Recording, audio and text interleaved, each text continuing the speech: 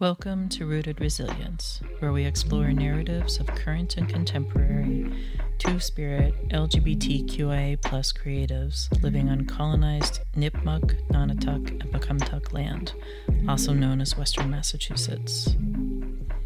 I'm Em, your host for this week's episode. Every second Tuesday of the month, we gather here to listen to multi-talented culture creators with curiosity, intention, and a little bit of magic. Did not go to business school. I'm fully aware you're supposed to have a fully fleshed out business plan and a 5-year plan. That's just not how I work. And so it's always just like one step at a time. In this episode, you will hear from Wang, owner of Small Victories, formerly the Bauer Studio and Gamut Pins. It was established in 2011 by he and his partner Vincent. Issa is a designer and multidisciplinary artist and has been selling his creations online ever since he got his first computer. He and his partner's combined interests in illustration and environmental stewardship led them to design beautiful and functional items that inspire us to connect, uplift, and care for one another. Today, Small Victories is a small team of creatives with a shop in Northampton. They make many of their own plantable seed cards, original illustrations, pronoun badges, and accessories just down the street in their private studio. This episode contains some moments with lower sound quality due to recording circumstances. We've done our best to enhance the clarity so you can enjoy the conversation. My name is Issa Wang, and my pronouns are he and him. And the way that I identify as a creative is always changing, kind of. I studied fine art specifically, so I did an undergrad and a graduate program in fine art.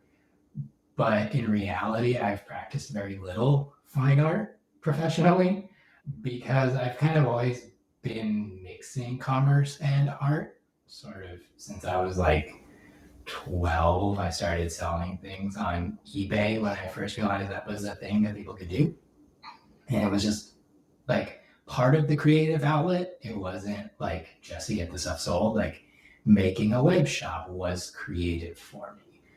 But in my fine art practice, a lot of what I work with is issues around like dual and intersecting identities, whether that's being Asian American or being queer and pansexual and trans, just like kind of inhabiting the gray space between identities has always sort of been my thing. And that sort of bleeds into my professional work, where it's like I don't really want to pigeonhole myself into being a fine artist or a commercial artist or being like a shop versus a designer. It's all kind of part of the same to me. But right now, like the biggest thing that gives me joy is helping other creative people also be able to support themselves with the stuff that they make. I feel like that's kind of a dying art and trade in this country. We begin our conversation with Issa by asking about what is currently capturing his attention in his professional and creative life. And we find ourselves starting down the pathway to his creative journey that spans retail, craft, fine arts, and yes, even Disney World. It's really weird. So I went to Palm Springs for the NGLCC conference, the National Gay and Lesbian Chamber of Commerce conference. It's a big mouthful. So I went out there, but I was also visiting my very good friend Maggie, who I grew up with. She moved out to LA. So I went to visit her and we went to Disneyland, which I didn't think I would have any interest in. And I was just like obsessed. Not from like I love Disney. I like Disney's fine. But from like an immersive experience perspective, totally captured my attention. And I've been thinking about it obsessively ever since, like 2 full weeks. I think because I've always been in this gray space creatively, I'm realizing that like actually what a lot of my creative stuff centers around is creating an experience for other people. whether that's an installation, like an art installation. That's what I did for my thesis, was like in Chinatown in New York, I set up a space that looked like the space behind a stage for someone to de-drag. So I came out in full drag, like makeup and wig and everything, and I sat down in front of a mirror and I took everything off, and that was the performance. So I think just like realizing that what I really love is bringing people into a world that I've constructed. Like Disneyland did that for me because it's so like unapologetically artificial that I was like, I'm just gonna buy into the whole fantasy experience, and I love it. And so now with the store, I'm trying to like work that in. I bought a whole theme park textbook, been reading the whole thing. It's like everything you could have ever wondered about how a theme park gets made, the lights, the aging of the rocks, like the music that plays, and trying to like wrap that into the store.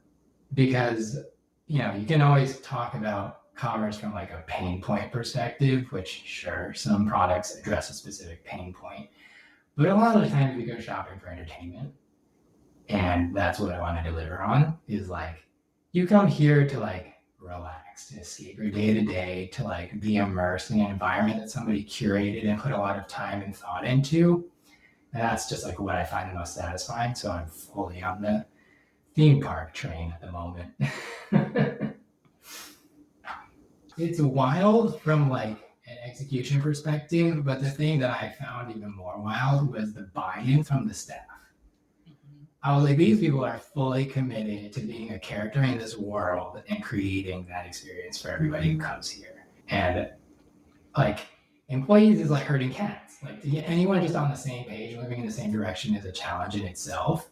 But then to get somebody to like really inhabit this fantasy world and make it come true for everyone else, I was like, how? How do they do it? How do they get everyone into it and on board and like in character? Yeah, it just kind of blew my mind.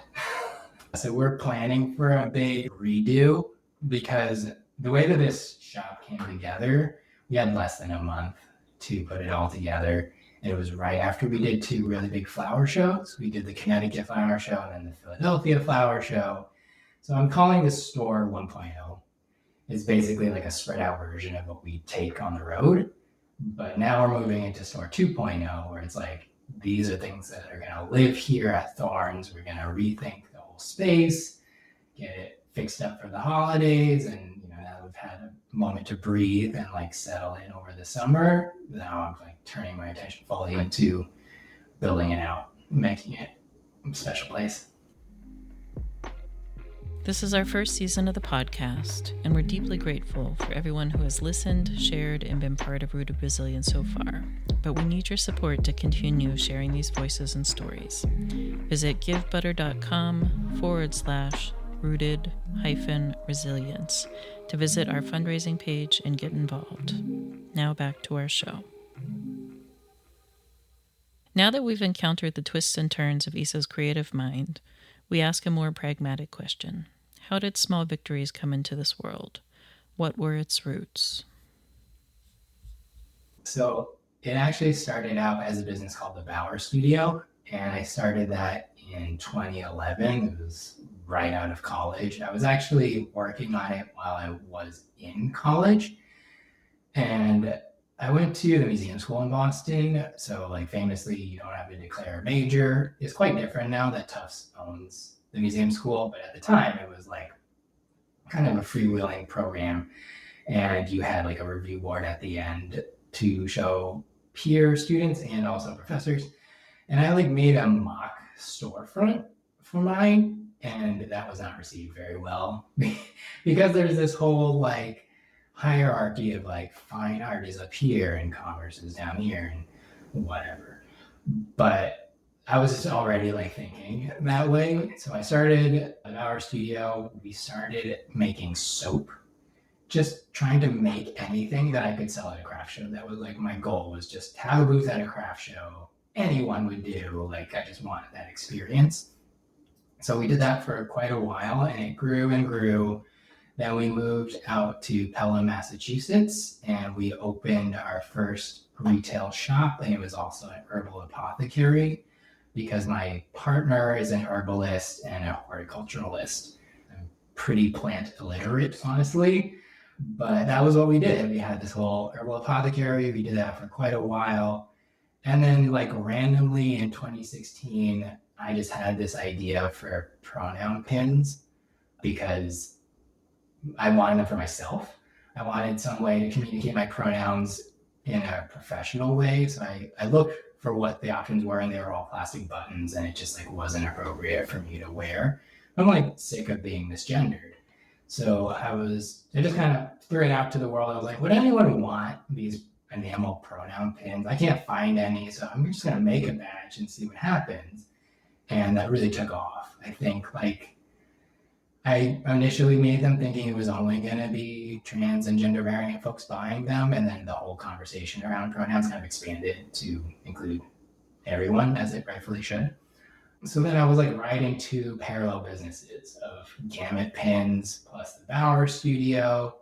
We moved our retail space to Amherst, and then COVID happened, and we lost our lease, and we also had to close the public. So at the time, we were still making our own products, which were mostly cards at that time.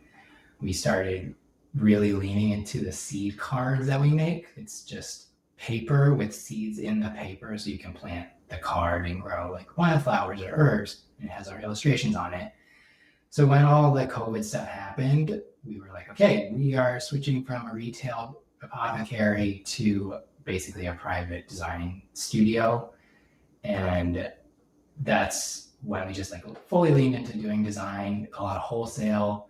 We moved to Eastworks, and still two separate businesses, still the Bauer Studio and Gamut Pins. And it was just like exhausting for everybody to try to manage two different brands. So I struggled for a long time trying to make the decision to rebrand and join those two things, especially because it felt like the pronoun wear was such a niche audience. I was like, this is only appropriate for pride events. Like anyone who's outside of the queer community is not going to get this. In fact, they might be hostile.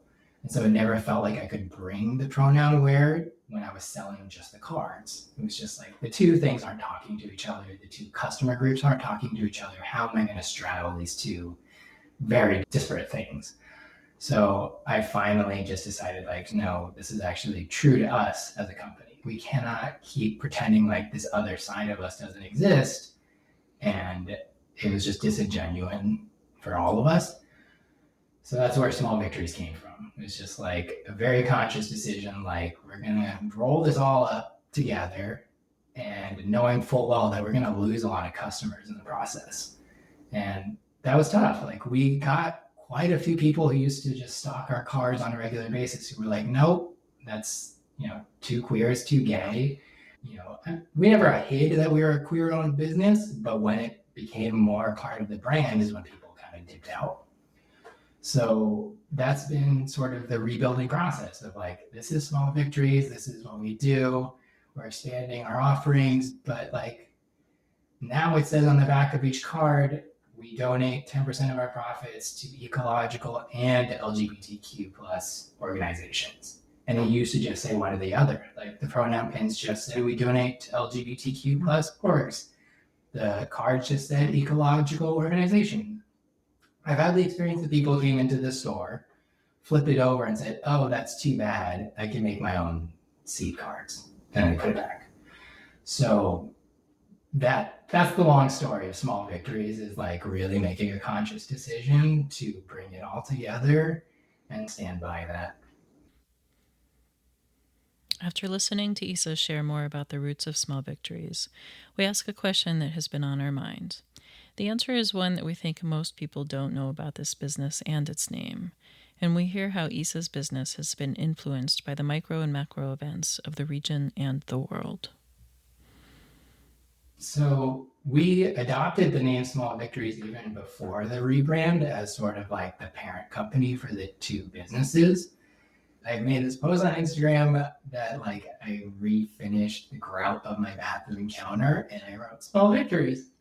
And they just kind of stayed with me of like, I like the idea that our brand is kind of centered around small wins for our community, for ourselves. That's kind of been my approach to business is like, I did not go to business school. I'm fully aware you're supposed to have a fully fleshed out business plan and a 5-year plan. That's just not how I work. And so it's always just like one step at a time, the next iteration, the next improvement, just like never letting our skis get out from under us. And yeah, that just kind of summed it up for us. So small victories. Also because our products are small. So it has that little double meaning. It's been influenced in a lot of ways. One of the bigger ways I think is that with the pronoun aware, we were originally only selling them to end users, right? Like people who are looking for this solution for themselves and forking up the money to provide a solution for their own need. And now we're really leaning into approaching employers and saying like, this is something you should provide for your staff because it's equitable and because it shouldn't be that the onus is on the people who aren't being, like they're not being addressed correctly. It shouldn't just be on them to correct everybody. So that's been really exciting for us is this kind of shift of like, instead of trying to approach people as if this is their issue to resolve, to be like, hey, this is just a fair thing to offer to your folks, and here's how we can make it attractive, we can make it on brand, we can roll it into a whole like educational component of your business. A lot of the times what we do is we'll like make sure that they know how to frame the conversation of introducing pronoun aware at all. So we partnered with Translate Gender in Northampton to help. They helped us create like a resource guide of like, here's all the frequently asked questions. And if you need more training, like get in touch.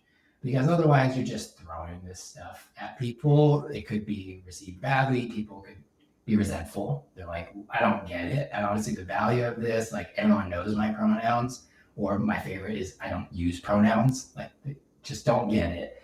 So it's kind of taken this like new element of really being like a community add-on or like value add for us. We haven't had a lot of engagement with creatives who are making moves to connect with the corporate environment. So we asked Isa to explain more about that process and what he is learning. Honestly, like people were approaching us first. I don't have hardly any experience in a corporate environment, so I just like didn't know how to navigate that. And then we got some pretty big brands approaching us being like, especially because we had this mix and match pronoun badge so that people can customize it to their own choice. That way your employer doesn't have to have every option under the sun to meet their staff's needs. So it started that way. And then I started working at the Massachusetts LGBT Chamber. They started introducing me to what it really looks like to be a corporate supplier. That's been a wild adventure for me. A lot of what I did at NGLCC conference is like just meeting with these people. It was the first time I had to have like one-on-one meetings with people, and it's tough because a lot of the corporate supplier funnel is like they reach out to the wider public looking for a product or a service they already know they want. Whereas I'm coming to them being like, you don't know this exists, but here's why you should buy this.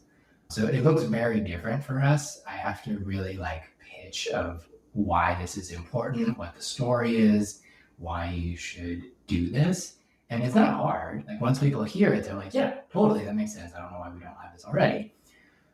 But then the added layer of complexity is like, they basically say, fill out our supplier portal, make an account, and we'll get in touch. And you go in there and it's like, none of it makes sense.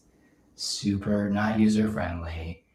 All the jargon that I totally don't understand. They want to know who were your last 3 contracts.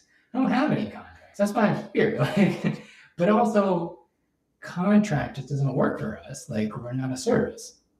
So the whole system is really designed for something else, and we're just trying to navigate the system and make it work for us. But yeah, it's been super challenging to just like, what is a statement of capabilities? I mean, what is a Nix code? It's just like all this stuff that I'm trying to learn and absorb just to get my foot in the door and be like, hey, your staff are sick of being misgendered. Yeah. Throughout our conversation with Isa, we're struck by his commitment and fortitude in the face of what it takes to run a creative business that provides a foundation for other creatives as well. We ask him more about who or what has been a source of wisdom or grounding during these different tides of his process. Good question, because I don't feel super grounded. I think if I'm being honest, like I'm just starting to recognize the signs of burnout. I'm like, oh, yeah, the last 13 years, I've pretty much just had my nose down, like no time to breathe. And that's been tough because I am a creative person, and a lot of the times the daily operations just obliterate my creativity. Like, it's constantly a struggle to free up enough time for me to do anything artistic. Like creating new artwork is like the last thing on the task list. There's so many other fires to put out before that. But if I had to say like one person that keeps me grounded, it's probably my dad, who passed away in 2013. So like 1 year before I set up my own retail store and did all of that, because he was a fine artist, but he was also a textile designer. So I grew up with him working in a home studio at home, like doing the best he could with his skills, but still working under a client who sometimes wanted things that were very different from what he would personally choose to design or create, but always like staying true to his own vision and intentions with that. I think that helps me stay grounded of like, what is the real reason that I'm doing all of this? Because it's definitely not for money. It's definitely not for stability or any of the benefits. None of that exists. And it always feels like I'm just charting a path that doesn't exist. Like, I'm not a fine artist at the moment. I'm not showing in galleries. I'm not selling my artwork. But I'm also not fully in just business. I'm not a reseller for the most part. I'm making all the stuff that we're selling. Why am I doing this? And yeah, a lot of it does come back to like my dad, because later in life, he finally had the opportunity to design for a ceramics company based in China. And he took so much pride in training this group of designers in like how to design for your own pleasure. Like, what is something that you just find inherently beautiful, not just aesthetically, but like the way that it fits into your life, the way that other people receive it. Like, what is the point of doing all of this? That's just like what I keep coming back to. This podcast is part of the Rooted Resilience Project, made possible through the generosity of these supporters and sponsors. Lemon Bakery, a queer and trans-owned bakery in Amherst, Massachusetts, run by Rory Hansen, providing handmade, locally sourced, seasonal baked goods with curbside pickup and delivery service.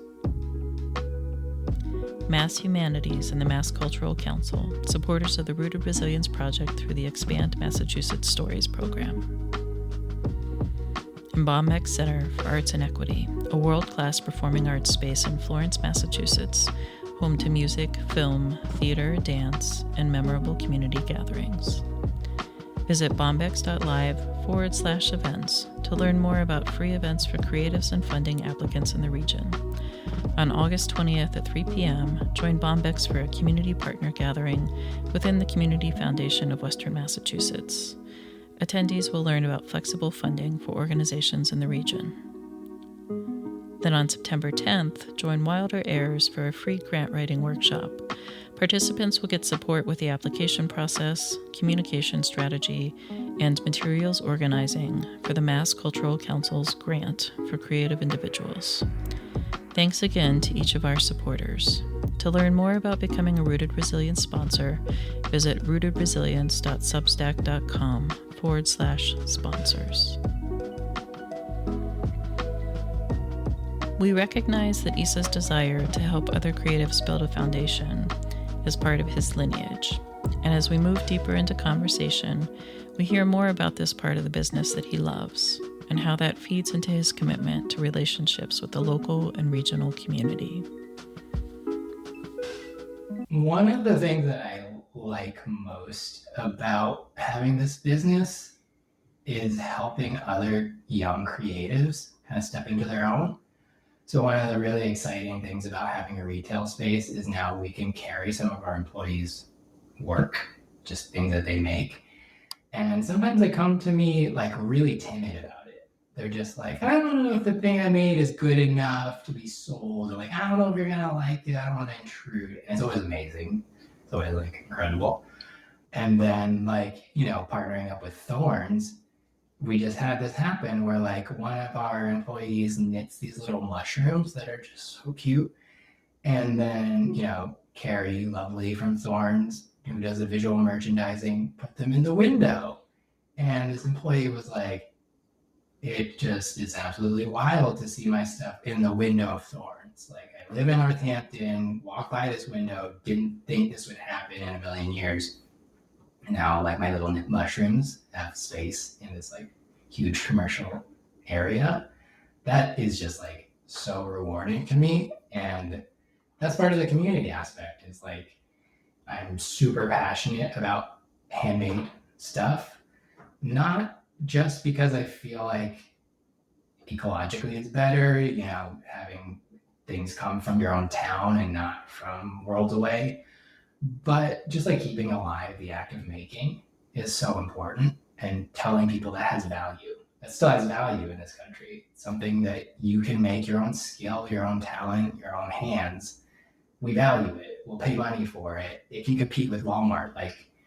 Obviously you're providing a completely different value, but like people appreciate that and they recognize the quality of it. And just like, I think it's hard. I think we're so like involved in the internet and e-commerce that a lot of people feel like that's the only way. And at this point in time, it's just not possible. Like, it's so hard to have any kind of traction on the internet. And so now just getting in front of like real people who actually live next door to you, who are interested in something you made and be able to buy it, that just like feels kind of revolutionary to me. I am really inspired by the arts and crafts movement, especially William Morris, and the whole ethos of like making is a value add to your whole community. The whole point is that whatever you make reflects your place, your community, your values, and that is inherently beautiful and positive for the world. He also had all this like writing and thought about the hierarchies of art and how ridiculous that is. And I think we've lost sight of that as a society. Like, we're over here ogling at the millions of dollars that go for like a Jeff Koons or whatever. And, no shade to Jeff Koons, but it's like, if you're telling me that intrinsically has more value than what my employee can knit with their own hands, I just don't buy it. Like, I really don't. I don't think your balloon dog has more value than something that somebody just like created out of the earnesty of their own heart. Knowing that Issa's roots for this business began in Pelham, we are compelled to better understand what made him reach for retail space within Thornes Marketplace in downtown Northampton. We were looking for a retail space in general, just because, like, again, doing things online, you are so beholden to whatever that host platform wants to do. And Same thing with like Etsy and Faire and all these, Shopify. They have their own motivations. And we really wanted to be able to own our relationship with our customers and not have a middleman. And retail really felt like the best way to do it because we have an online shop. It's lovely, but it's not the same as coming into a space and like being enveloped in the atmosphere that you're creating as a brand and as the ethos of your company, and then having the people who made it tell you about it and how they made it. That's completely different. So once we felt like, COVID stuff had gotten to a place where we were okay with being in a physical space in front of people, the hunt began to find any kind of suitable space. And like, to be truthful, Thornes is one of the few places that has really small footprints available. So they're kind of like a little incubator in a way where it's like, I only need 400 square feet. I honestly couldn't fill up a bigger space than that with just stuff we make. So this is perfect. And it's got the element of community to it where like people in that mall are supporting each other. Their marketing team really supports you, which we can't do on our own. And then just like a little personal anecdote is that I've been coming to Northampton since I was 13. And at the time I was like a little alternative goth kid. So this place kind of blew my mind. I was like, I cannot believe a whole town exists with like punky weirdos with colored hair and a tattoo place. Like, I just couldn't believe it. And Thornes was one of those places that I just like always visited. And I don't think there's another one like it. Like, I don't think there's another mall where the floor creaks and like they've rehabbed an old department store. I just think it has like so much character that once I saw that space was available, I was like, absolutely. Like, I don't even know if I'm ready. This is bad timing, but I'm just gonna like throw my hat in the ring and see what happens. We're excited to hear more about what Isa has planned for the coming year. Since we recorded this interview in January of 2025, you may have experienced some of the things that Isa describes if you visited Small Victories since then. Well, I think the thing that's really exciting is this whole like store 2.0 project. We've got a lot of really exciting things planned for it. Part of my fascination is making shopping a really interactive experience. So if you visit now, we've got 2 fun little machines. We've got a little vintage vending machine that's about 50 years old in the back that we refurbished to be like on brand and everything. And then I've got a little gashapon Japanese capsule machine in there now that like dispenses things. Anyways, this all kind of ties back to my whole like immersive installation experience art dream. We're gonna be redesigning the shop to really like pull you in to this whole like experience. I've got this like wacky idea, which I don't know if it's gonna work, but I've got 2 signs made that will face out the windows for people walking by. And one of them says crafting, one of them says writing, so that when one of our employees is making something in the window, like, when you see a candy shop, someone's like actually making candy, we're going to be doing that, but we're going to be like felting patches or knitting things. When you're there, the motion activated sign will light up, so it'll say crafting, as if it's like a recording studio where you're like recording in progress. That will happen. And then in our little writing area, we notice that people oftentimes will buy a card and then write in it right there. And so now I've got a little counter that when people stand there and write in their cards, it says writing, right? The reason I designed it that way is to call attention to the action that we either like don't notice or don't give it enough attention or just like don't appreciate. Even writing, like everyone's using computers, everyone's typing. The act of writing with a pen on paper is just like, now it's novel again, and it's like worth watching somebody like write and draw in real time. So that's part of it. It's just like, if you saw our employee in the window crafting and you saw their light turn on, you also can go up to our writing booth and write in it and turn on the light with your own action. Mother's Day, I had like a gaggle of 8 college bros come in and they're like, we gotta get Mother's Day cards now. And so as like a group activity, they all picked out a card for their mother. and then wrote their notes in it right there and then compared their notes. It was really cute. I was like, I'm so glad I got to see that. Issa's thoughtfulness and allyship as a creative shines through when we ask him what he hopes the impact of his work and store will be on his community. I hope the impact is like encouraging people to pursue a similar path. I think that's been like the most meaningful part of this business is people like don't know what to make of the business. They're just like, what is it? How is this a viable model at all? And to show people that like not only can you make a living off of making stuff, you can bring other people into it. Because a lot of the times like makers envision themselves as doing something very solitary. And it's always just like you make this thing on your own all year, and then you come to the surface once a year at a craft show and present it to the world, and then you go back into your house and you don't see anybody the rest of the year. I think like creating a space where other people get to make for a living is kind of amazing to me. And I'm sort of passing it on because some of my first jobs out of just like regular retail, one of them was being a studio assistant for a store called Patch NYC in Boston. It's owned by this very sweet gay couple, and I really admire them. But I was their only studio assistant because they're so small. And so it was just like me for the first time getting paid to make something with my hands. And I was like, I don't know how many more of these jobs exist.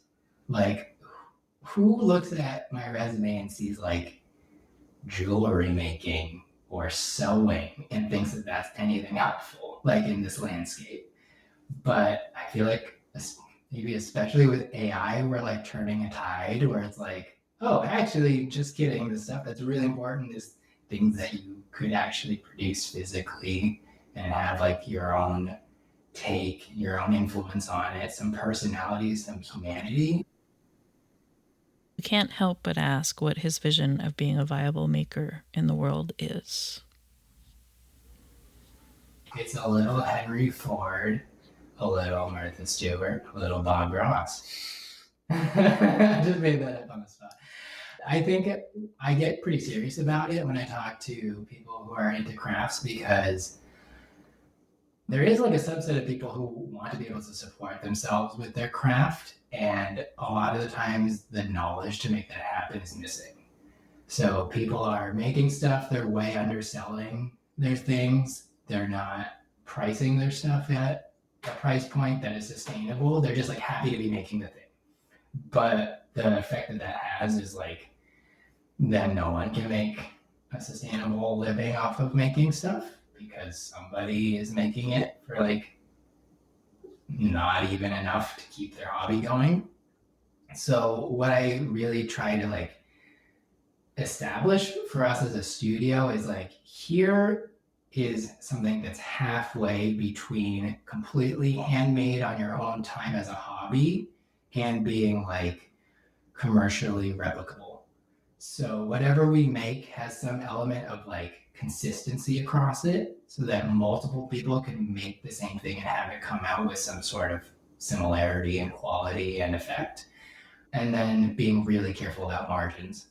Like the whole thing for me with margins is it's sort of like food service where you come with the raw ingredients and then you add the value with your own magic. And then it turns into something else that as a whole is more valuable than what it started as ingredients. So that's part of it is just like taking all the learnings from business, like keeping track of your time, making sure that your cost of goods makes sense, like all the math is making sense, your units, your margins, like all of it makes sense before you even start making it. I think like that's what's tough is that a lot of people are just drawn to make something just because they love it. That's great. But if you're trying to make a business out of it, you're sort of negotiating what you want just freely as an artist versus what is reasonable for other people to be able to help you with and still satisfy the customer's wants, needs, and desires. So I guess it's just like taking the business formula and applying it to making and crafting instead of what usually happens is like you love making something and you just kind of hope someone's also gonna want to buy it, but you love the act of making it so much that you feel like you're getting paid to just do the activity anyways. Your sense of payment for making the thing is just like the enjoyment of making it itself, which is great.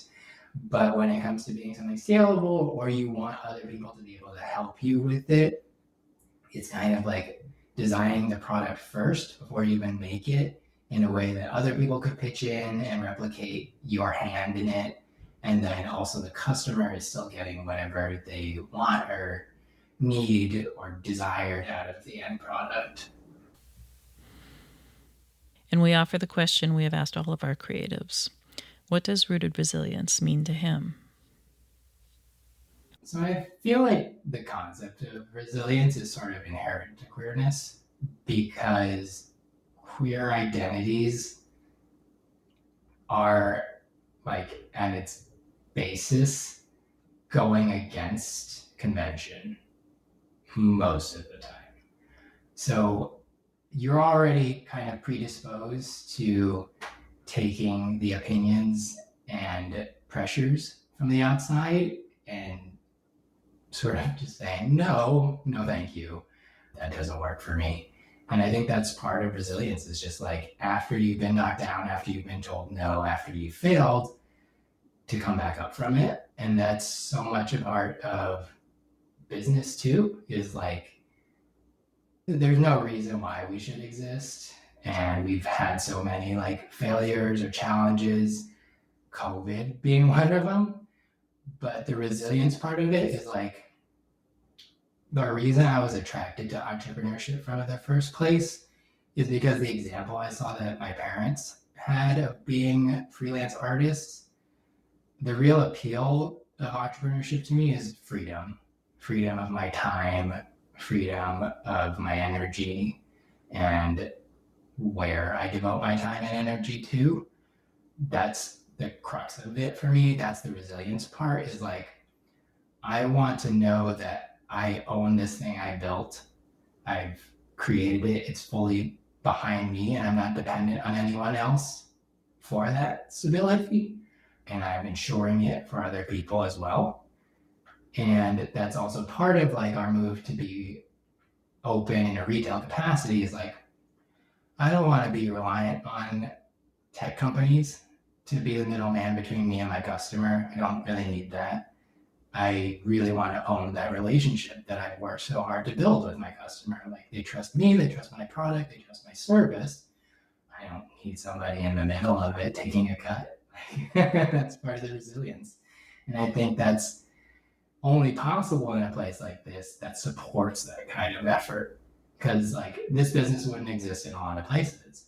If you don't have the community behind it to support that, then it's just not going to work. So the resilience is like us creating it, fully owning every part of it, and then the community also owning us as being a part of their economy, a potential employer for its residents. Like all of that is resilience, is like building our own infrastructure and our own systems. I think like that's what drew me to this area is like not only is being weird okay, it's what makes this place special and it's why people visit. That's resilience too. Is like our authenticity is what people value. It's not built on something artificial. It's just like this is how we are, this is what we stand for. And if you like it, you're welcome to support it. We know that we could spend hours talking with Issa about his work with Small Victories and his commitment to centering and supporting artists and creating viable ways of living and earning money from their craft. But our time has come to a close, so we ask him if there is anything else he would like to say that he just hasn't said yet. I think I would just want to say that your difference is going to be your leg up. It's really like that has all the value in the world in a society of sameness. It's like just charting your own path in your thoughts, in your expression, in the way you show up in the world. is so valuable, and everyone will tell you it's not. Everyone will tell you it's the exact opposite. But when you practice it, you'll see that validation and you'll see it reflected back to you. I think that's really beautiful. Thank you for listening. If something resonated with you, we'd love to hear about it. You can email the show hosts at rootedresiliencepod@gmail.com or leave us a review on your favorite podcast streaming platform. We invite you to dig deeper into Issa's work on our blog, where you can view all of our episodes, extended show notes, and bonus content curated by our guests. Until next time, root deeply and keep rising in resilience. Rooted Resilience is a grant and community-funded project, and we still have a way to go in meeting our goal to fund our first season. So if you're passionate about supporting Two-Spirit LGBTQIA+ creative futures through the preservation of our histories, visit givebutter.com/rooted-resilience to make a donation. All dollar amounts are vital and greatly appreciated. Thank you for centering Two-Spirit LGBTQIA+ creatives with us. This work is more meaningful than ever as we face even steeper challenges in preserving our history for future generations.